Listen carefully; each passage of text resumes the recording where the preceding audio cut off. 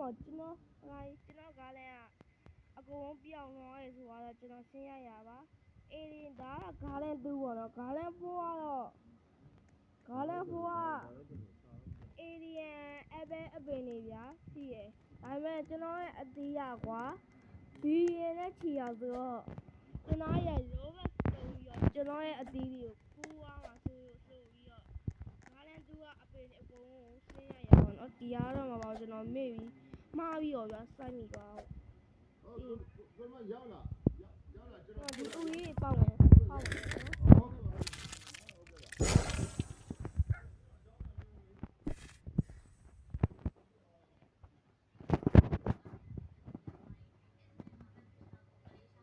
ဒီဦးကြီးပေါက်မယ်ကျွန်တော်ကရိုးအပ်တာတော့ဒီ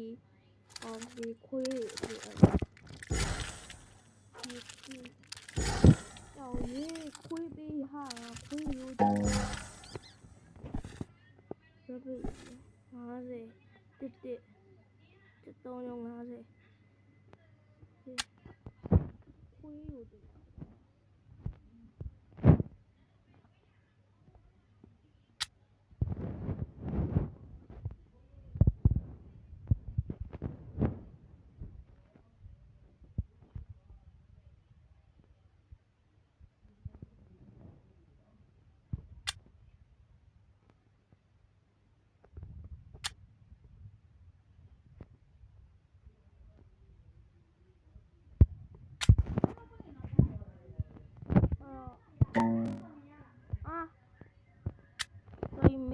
sorry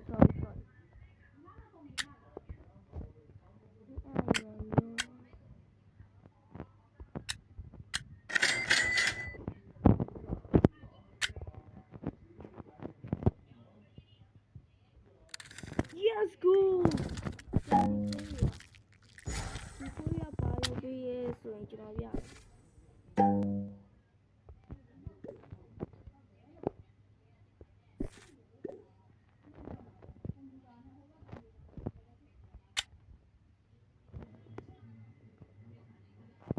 အစီတွေပေါ့ပေးရပေါ့နော် random အစီအေးချပေးရအဲ့တော့ကျွန်တော်ကနေပြီးတော့ဒီနေ့ချိန်မှာရွေရခဏအနေ10မိနစ်ကြာတခါ10မိနစ်တော့မကြာဘူးဗျာနော်စက္ကန့်50ကျော်ကြီးပဲကြာဆိုတော့10မိနစ်တော့မကြာဘူးအဲ့တော့အရင်ကောင်းဝင်ဗျာဒီပတ်လေးကဒါရုံကြည့်နော်ကြည့်ပါရဲ့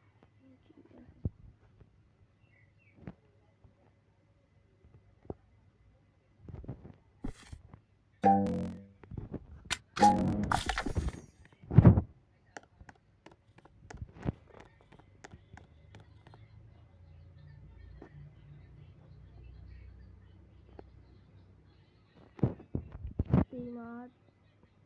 ဒီရာလေးရောက်တော့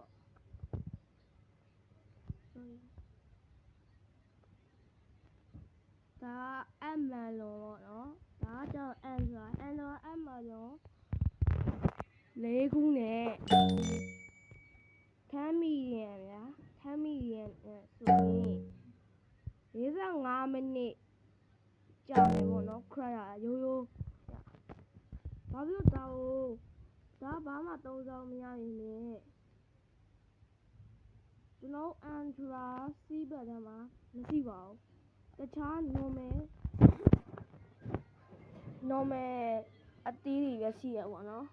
ဒီအသီးမပါပါဘူးအဲ့တော့ဒီအသီးကအလန်းအောင်မှတန်ဖိုးကြီးပါခင်ဗျအဲ့တော့ဒီအသီးကတန်ဖိုးကြီးရဆိုတော့ကျွန်တော်အစီက2ခုလောက်ရှိတော့တော်တင်းပြီးတော့ထင်ရပဲနော်အဲ့တော့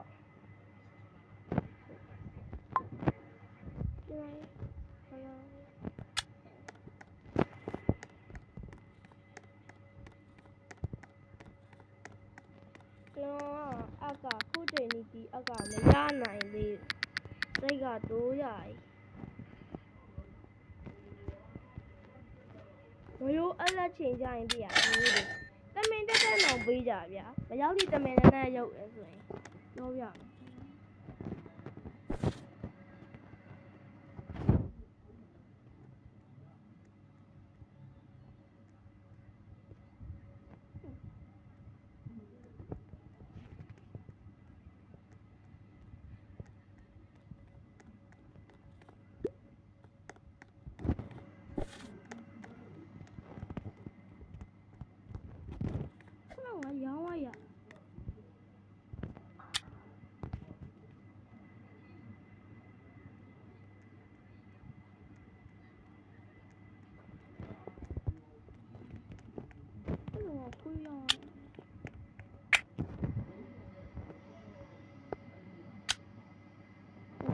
ငါရောင်းရတာပေါ့ဒီကိုကြည့်တော့ပါဟုတ်ပါငါရမှန်ပါပြီဘုံတော့ကြည့်ရင်ဘုံတော့ပေါ့ဘုံတော့ဘာလို့လဲထင်နေသေးရကွာအရေးတယ်မှာ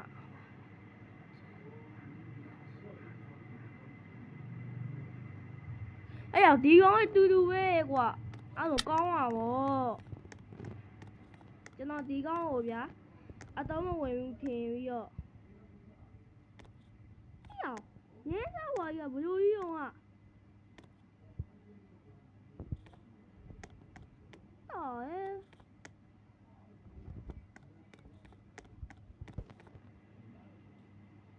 ဒီကောင်ရတော့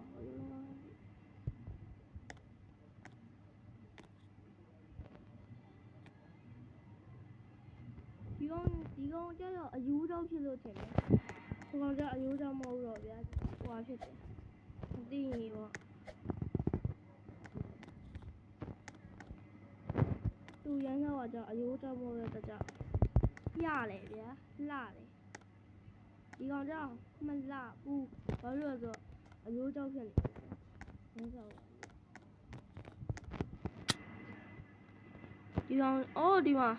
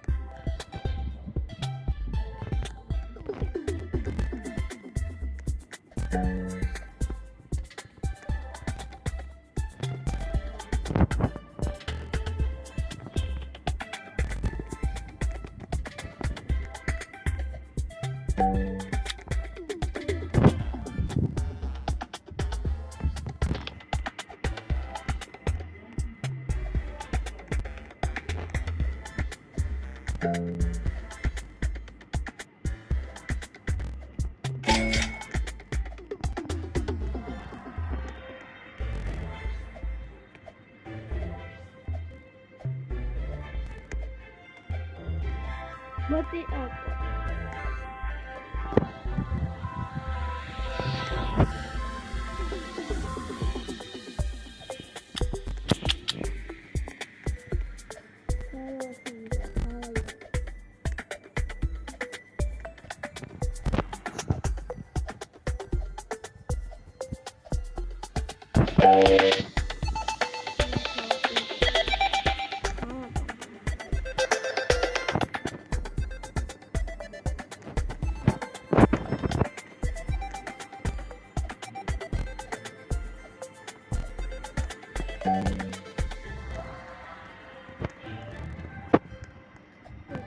ဆိုးတာဆိုးတာဆိုးတာ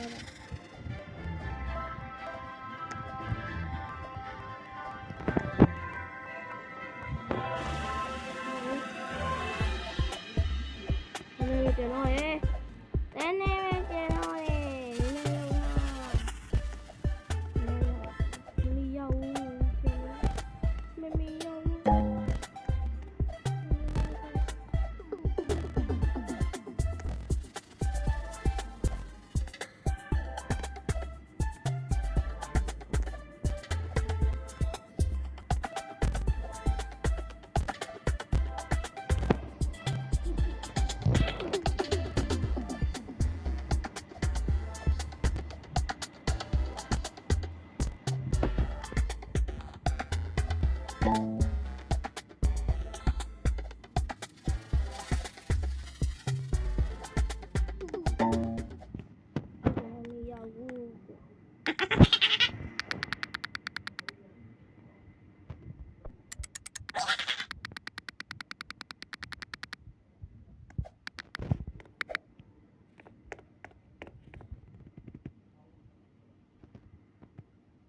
อยู่อ่ะแล้วก็ห้องเราอย่างดี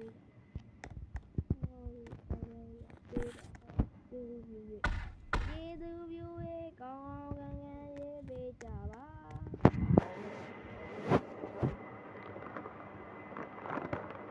เราใส่อะไร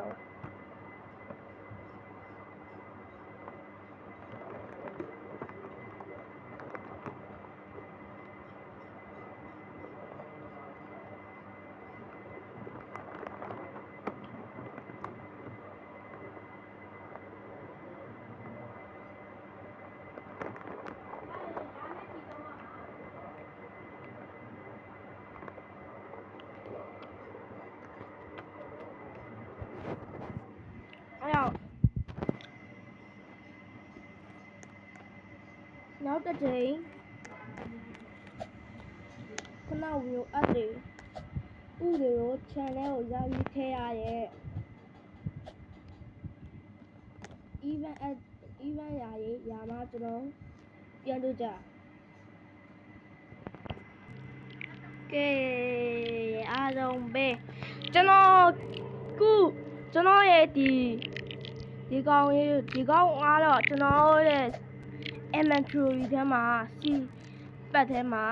အောင်းထဲမှာအမြင့်ဆုံးပေါ့နော်။ဘာလို့အမြင့်ဆုံးလဲဆိုရင်သူကper minute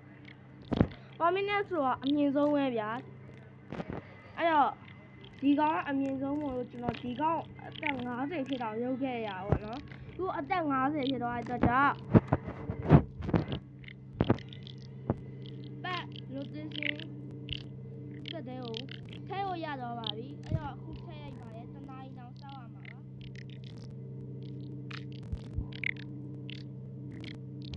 ကျွန်တော်ဒီကမှာအရားကျယ်ဆုံးကတော့ဒီ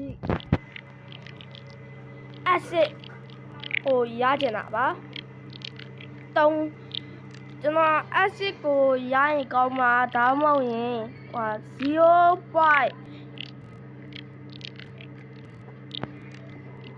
0.32 ဆို% ချမယ်စီရဲ့ acid ဘာမှမသိဘူးဗျာအဲ့ rotation အောင်းနဲ့အရင်ဆုံး rotation ပေါ့နော်အဲ့ဒါလေးရိုးချင်တယ်ဒါပေမဲ့အဲ့ဒါကြီးရရင်ရမရရင်ဗျာgolden ဖြစ်ဖြစ် golden မရိုးချင် rainbow ရေးဖြစ်ဖြစ်ပေါ့နော်တခြားအောက်ဆုံးအတန်းအလေအတန်းကအနီရောင်ရေးဗျာအလေအတန်းကsilver 43% chance ရဲ့ rotation တွေကျွန်တော်ရိုးချင်အောင်ပေါ့နော်အဲ့ rotation ကဘာ rotation ရဆိုရင်တော့ကိုယ်ရမဟုတ်ဘူးအဲ့အတန်းမှာအလေပေါ့နော်အလေအတန်းကအလေကောင်ကရာပြီပါအလေကောင်ကျွန်တော်ဘက်ကပြောမှဆိုရင်တော့ညာဘက်ပေါ့နော်ညာဘက်ချမ်းရပါအဲ့ဒါရေးရိုးချင်တယ်အဲ့ဒါကြတော့အကောင်ကိုပိုပြီးကြီးတာပေါ့နော်ကျွန်တော်ကောင်ဟာတက်တက်ရဗျာအဲ့ဒါကြောင့်အကြီးဖြစ်ချင်လို့အဲ့ဒါရေးရိုးချင်တယ် ဟိုချင်းဆုံးကတော့အဲ့ဒီဒါပဲတောင်ကြီးအဲ့နေရာဘက်သွားပေးတယ်ဒီနေရာကြီးတော့ပေးလားရဂိုးတန်းရခုနကဒီရကိုတို့တို့ပြရဒါပေမဲ့ဘာဖြစ်လို့ဟောဖြစ်လဲမရရမသိဘူး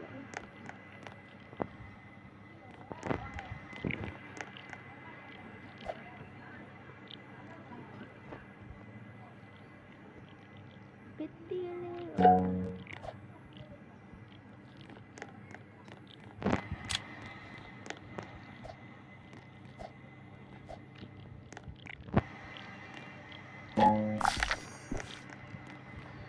ရာရီကောင်း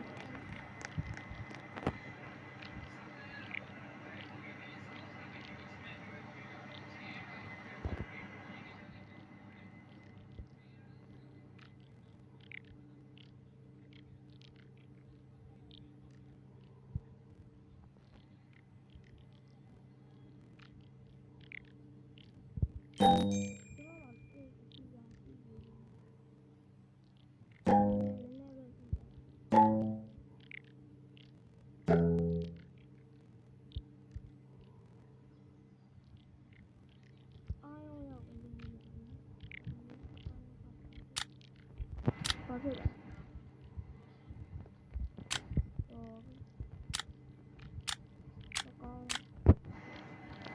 ဘာရွေးခဲ့လဲ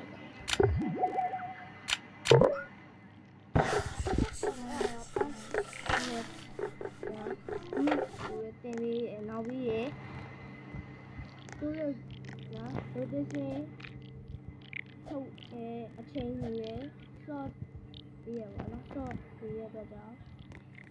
ကျွန်တော်ကြိုက်ပါတယ်အဲ့ဒါတော့ဘူးပြတခါခွဲ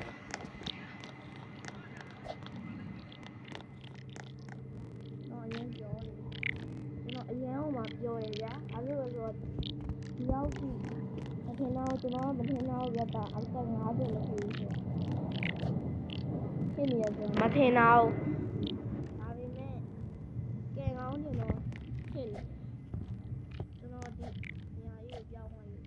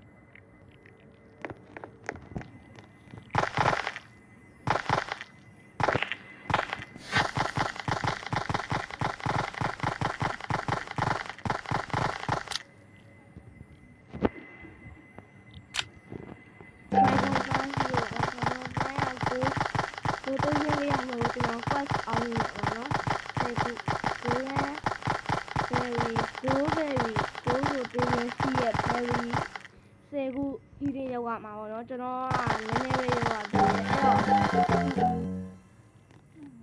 အိုးအောင်လာဒီရမုံတော့ဒီအောင်တော့ဒီကွက်ပတ်ကို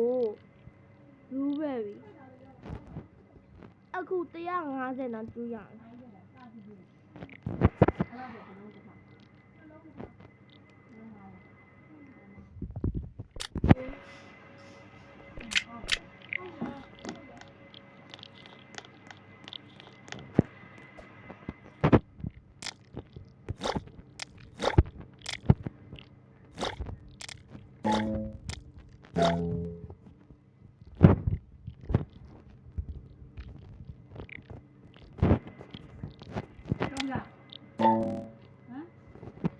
sorry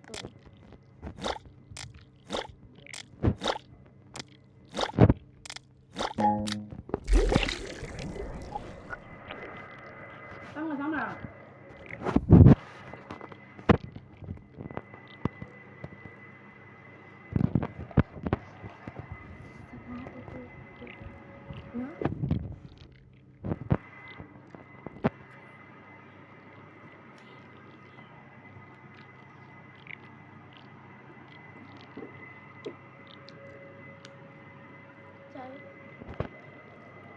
ကြရအောင်မဟုတ်ကြိုက်စားကြလည်းမရှိဘူး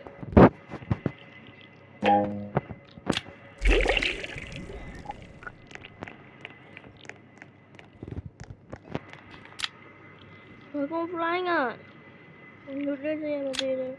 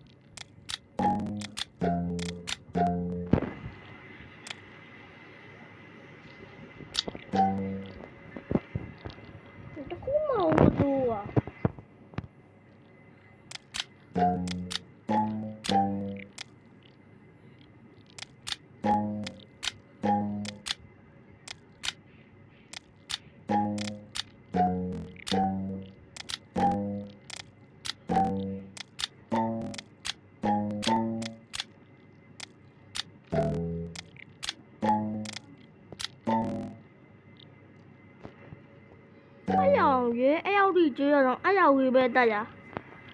မင်းအဲ့ရရကျန်းဘလို့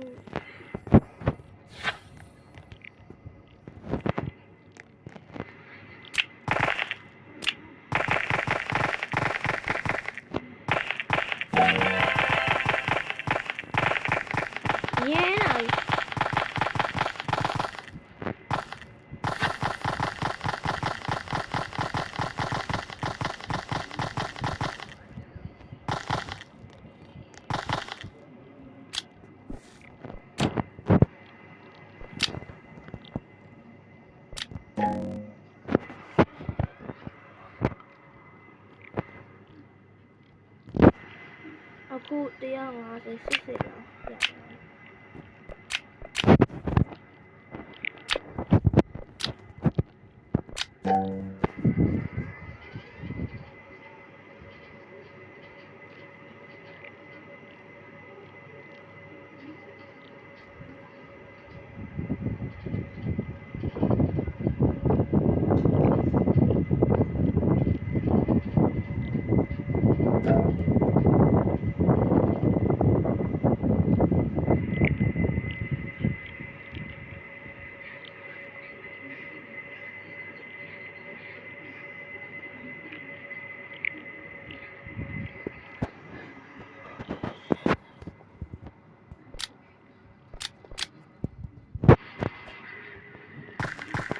်ရတော့မင်းမဖြစ်နို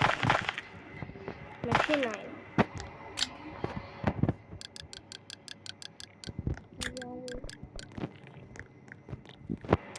ဘယ်လို fly ဝယ်ကြည့်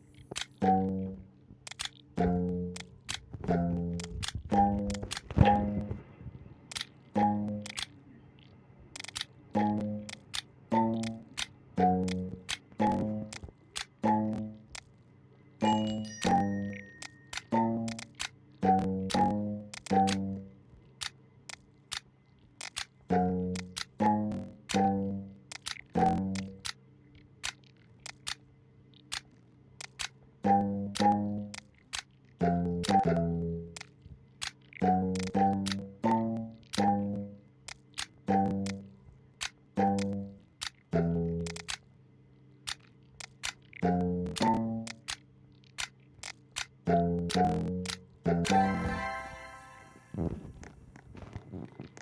有 West အောင်သွားပြီဆောင်းရွေးတာကွာလုံးဝကြီးလာတယ်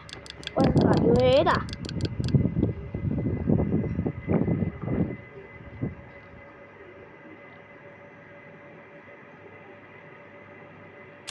Sugar apple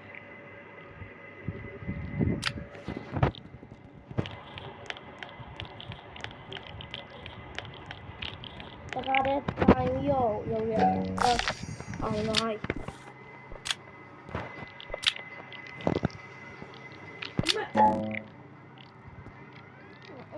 စီဝါအကိုမွန်စီပတ်ငါးခုလိမ့်ပါရအောင်လားပြန်ထွက်ပြီပြန်အဲ့ရတမျိုးပဲပေးမှာဖြစ်တဲ့လား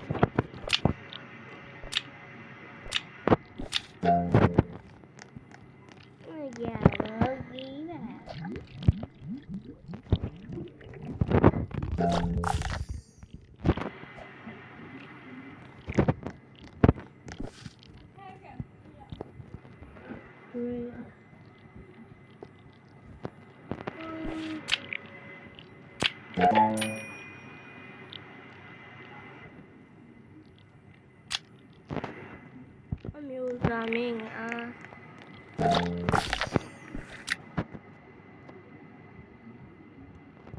ဘယ်ကျူရိုက်ဘယ်ကျူအဘိင်းစီပတ်အောင်ဆိုတော့အဲ့ဆိုကဘယ်ဝကျူရအောင်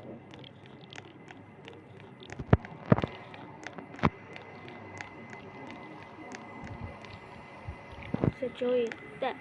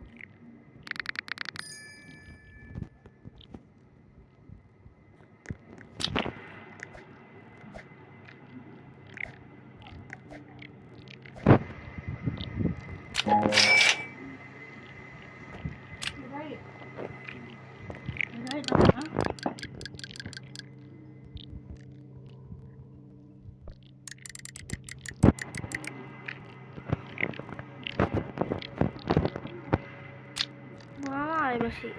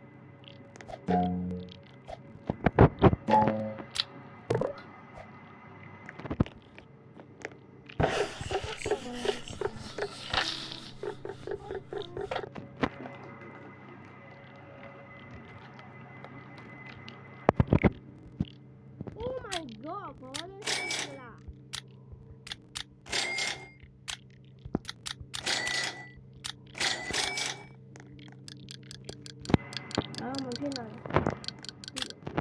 ငါသိရငါသိရဲ့နော်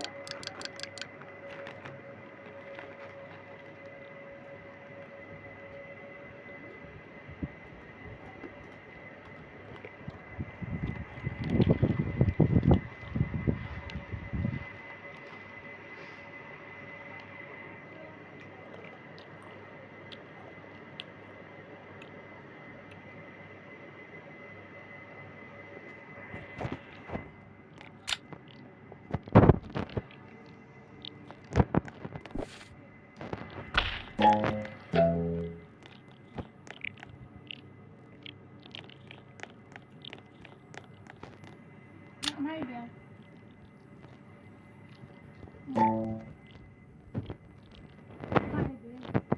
Mày trả rồi. Nó thế hả?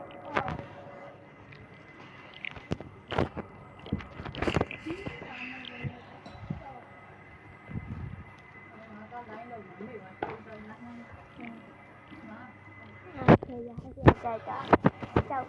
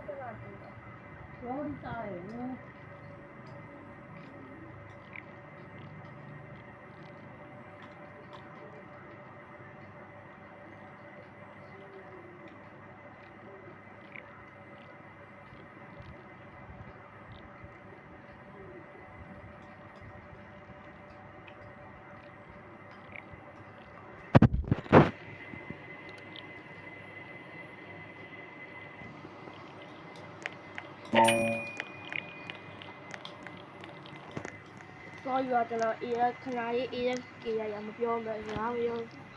ASK ရအကြောင်းမပြောမှလည်း Sorry ပါ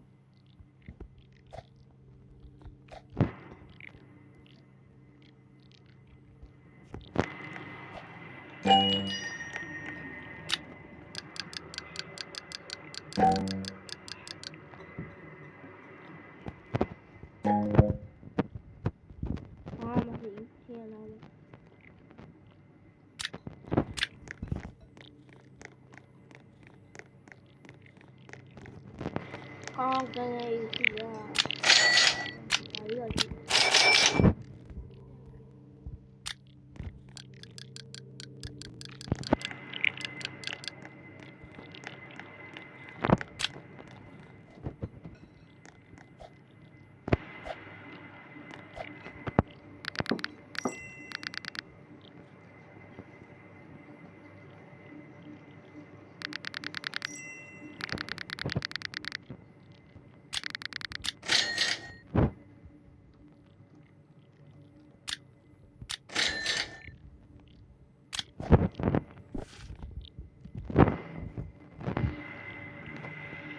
ဆန်တောင်းနဲ့ချောကလက်ကွိုင်းတောင်းနဲ့ဂမ်ဘွန်နောင်ဖြစ်တယ်ကျဲကြီးဒီခါမကြည့်မိရ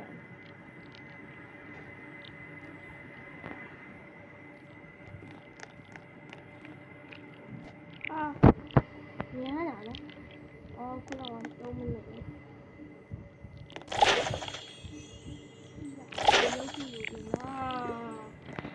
ရုပ်ထုရည်မီးတာရည်ဘာရတဲ့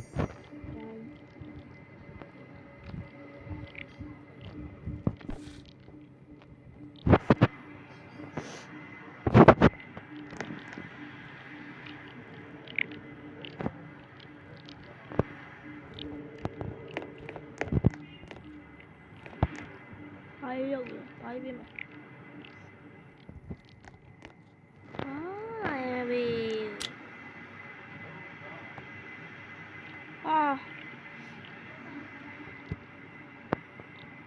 မလုံးလုံး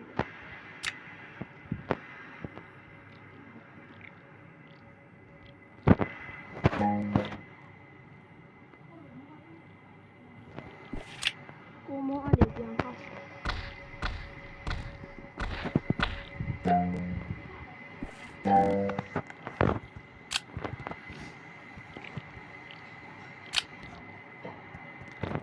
ကိုမောအတေအကောင်ကြီးရောမှာပြန်နေကြ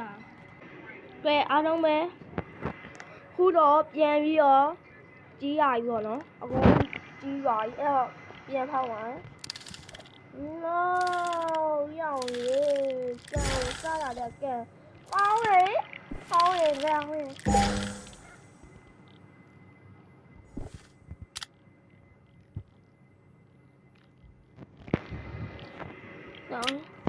တော့ပါ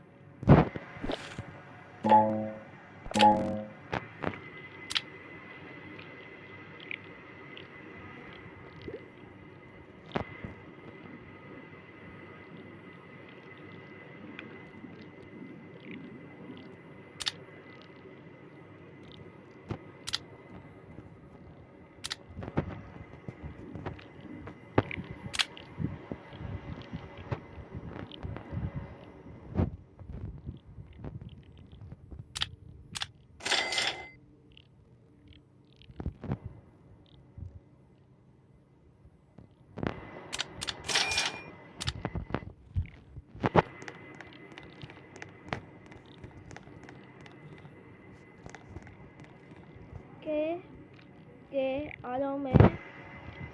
ဒီနေ့ဗီဒီယိုကတော့ဒီရောက်ပါပဲနောက်နေ့ဗီဒီယိုမှာပြန်နေကြမယ်အားလုံးပဲဘိုင်ဘိုင်